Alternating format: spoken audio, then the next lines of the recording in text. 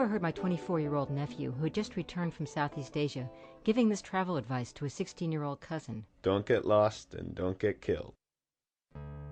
A Native American ceramics artist gave me a pin that she made of a stick Indian. She told me the stick Indian will whistle to guide a person to safety if they are lost in the woods, but they will lead a bad person deeper into the forest. When I think of all the times that I've gotten lost, this is a gift I can use. I'm Barbara Bernstein, and you're listening to Radio Tales for the Road. In this show, we'll hear 2 stories about getting lost. Part 1, Big Sur or Bust. When I was a college student, I took my first trip out west and got lost in the woods in Big Sur. I was exploring Big Sur with a Long Island schoolteacher named Carol Lucchini. Carol and I had met a few weeks earlier along the Trans-Canadian Highway. I was traveling with 4 college friends in a 1960 Econoline van. She was riding in a psychedelic school bus, and we kept meeting along the road as we followed rock festivals from Toronto to Calgary. Carol and I were immediately drawn to each other because we were the only women in this spontaneous caravan of recycled vehicles on a cross-country odyssey that summer of 1970.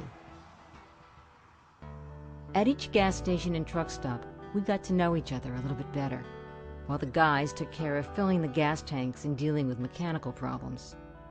Carol had long jet black hair, and her large dark eyes were round with perpetual wonder. She was a few years older than me, but she had hardly ever been around hippies. I helped her feel more at ease by giving the impression that I knew how to handle myself in the midst of the unpredictable. I left my traveling companions on the side of the road in Mendocino County after the Econoline van broke down for the 10th time, and hitchhiked to Berkeley by myself. There I ran into Carol again. She was staying with her sister. I was getting tired of hanging out on Telegraph Avenue with hundreds of other young people like myself who had traveled thousands of miles looking for something we thought we would find on the hippest street in America. Instead, the avenue was teaching us that whatever we were looking for wasn't anything you found on an urban street filled with hip capitalist shops, cafes, street vendors, and lost young souls. We all dreamed about getting out into the wilds of nature, and the place that most people talked about was Big Sur. So Carol and I set out together to find the wilderness. I was glad to be finally traveling with another woman instead of a bunch of guys, and it seemed like a great way for Carol and me to become good friends. We hitchhiked from Berkeley to Big Sur, but when we got to Big... Sample complete.